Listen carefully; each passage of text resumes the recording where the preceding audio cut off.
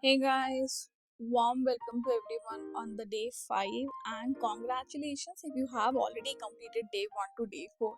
I'm super proud of everyone who is actually taking out time to complete these tutorials because it means a lot and then it is like one step towards your journey. Okay, so thank you so much if you're doing this and let's get on to this particular lesson.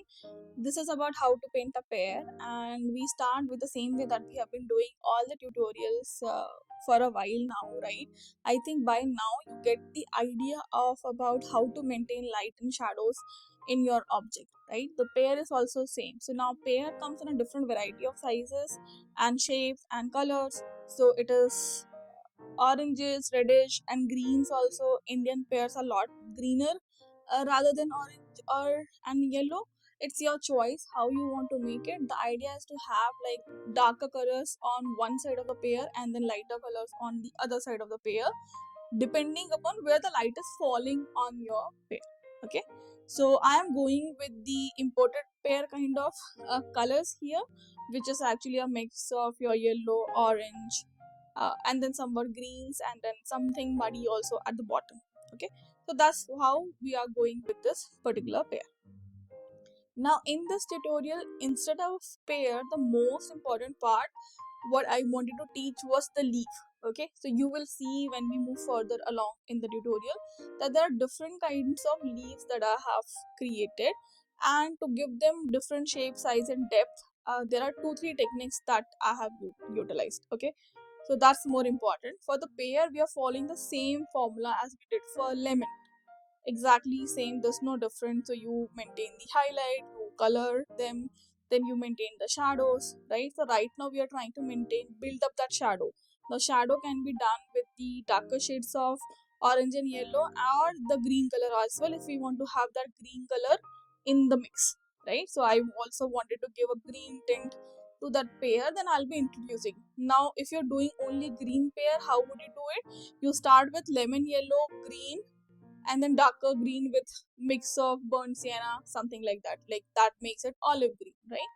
That's how you have to do. And always remember that blend the highlight, but also don't remove it completely, right? The highlight has to be still there.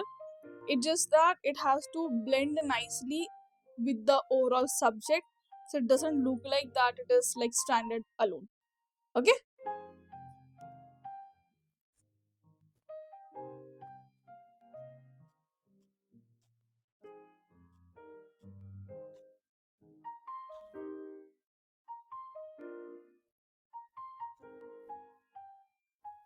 so detailing when actually your paper is wet, what it will do, it will make it softer, right? So if I want to have a detail which I want to sit at the background and not be that prominent, I'm gonna layer that using wet on wet technique. So then it is like darker, it's still there, but it's not that prominent. Okay, for the stem we are using raw umber. Once you do the raw umber, the follow up can be like on one side. You take the water and then just go over it, or you take a yellow color or a yellow ochre and then go over the side, or you just simply basically take water and soften the edges and bring that color down as we do in the gradient wash. So basically, we're trying to do a gradient wash in the form of that stem.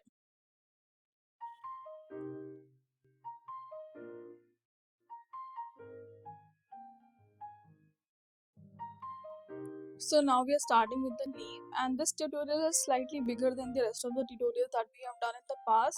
The only reason is I wanted to give you a variety of leaves that we can paint using watercolors and the different techniques that we can use. Okay, this is very simple one. So this is like you wet the surface of the leaves and you put in like light and darker shades of the green color, and then you paint it. So I'm using basically sap green, and then I mix a little of darker green. So I mix indigo basically if I want to make my green darker. I don't use tube greens.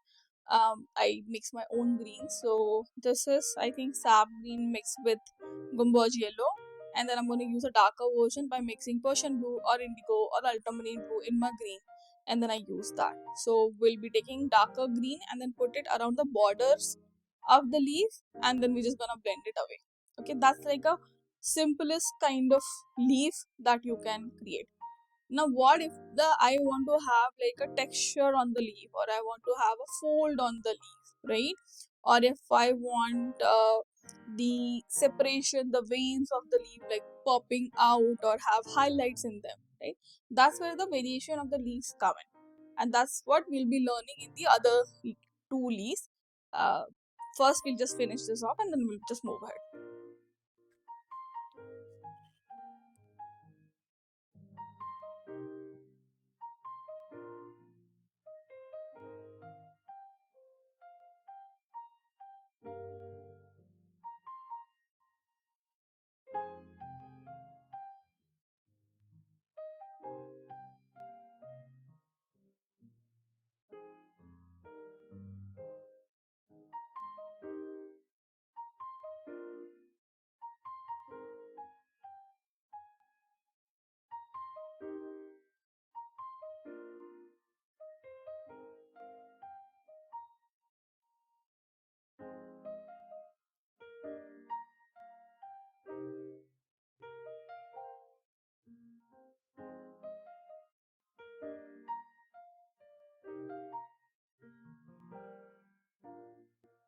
So this is the leaf where the fold is there, right? If you try to observe it, how I've sketched that leaf, there's a fold at around the tip of the leaf, and that's what we wanted to do. Now there are two possibilities of how you can paint it. Like you paint the leaf in one go with the colors that you want, and then you basically lift the colors using a smaller size brush, right? You're lifting the paint which is already there on the paper. Or the other one would be that you don't go with darker wash upfront, you go with lighter washes, right? And instead of lifting, you only color the darker areas.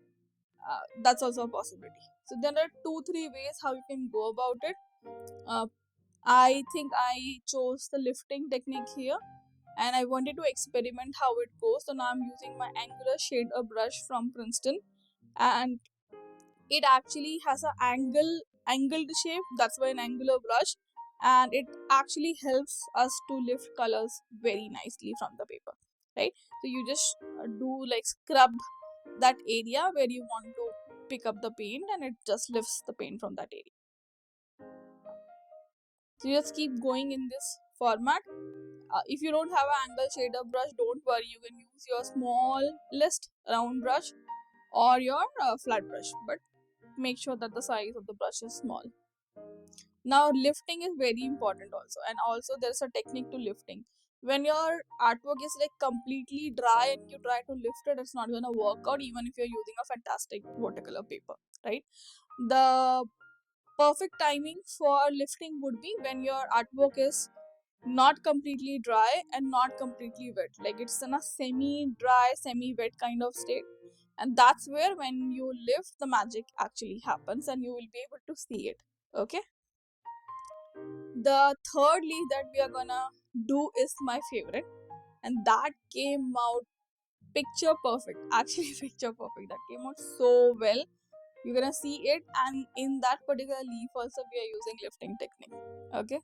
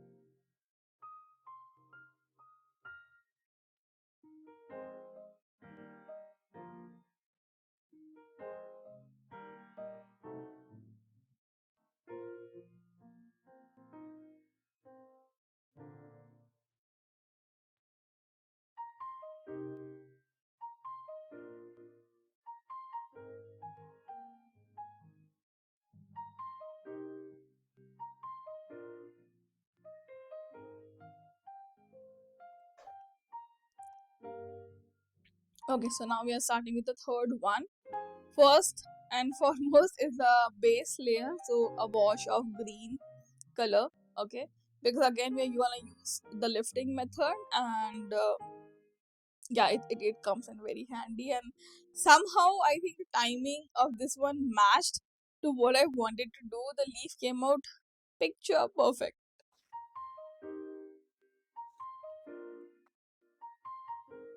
See, we always maintain the light and shadows, right? And in reality, if you really want to practice landscapes or any subject, food illustration, florals for that matter, I think observing is the key, right? So when you just move out of your house, observe how things are, and that's where the magic starts happening. So after you drop in some like darker shades, also remember the magic of layering in watercolor is when you let the bottom layer dry completely. Okay, so once you're done with this and you think that you have to do another layer, and as I told you, there's a sweet spot for lifting, right? When your color is not completely wet and not completely dry, make sure that if it is too wet, you actually make it dry. And sometimes I use hair dryer to dry my artworks faster.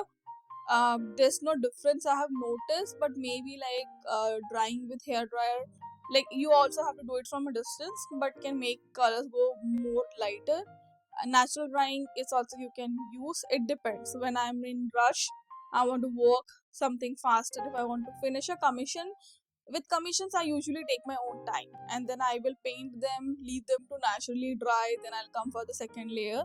So commissions I take my time, but when I'm doing these tutorials or I'm doing my workshops or session, then I make use of hair dryer to dry my artworks faster so that I can move between the layers faster. As during workshops and everything, the time crunch is very small.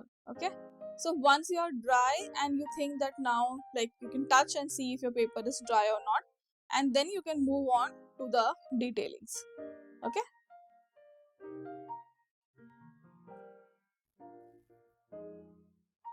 I really hope you guys are enjoying this tutorial, and this 5 days of challenge was fun. I really have a very nice surprise for every one of you who has actually joined this challenge. So make sure that you watch the group for the surprise. And it is only and only for people who have joined this challenge, and you gonna be like, you will see the value of what I'm going to offer to you. Okay. Okay, so once you have done the base layer, you have darkened the shadows also. Now I think once those detailings are done, final would be to lift some colors to actually make room for those highlights. Okay, so now you see the leaf veins, right? And every vein there is a gap. Now what we are gonna do, we are gonna lift paint from those gaps, those partitions that you see, right? And for doing that, I'll still be using my angular brush or my round brush, and I'll be lifting the colors from there.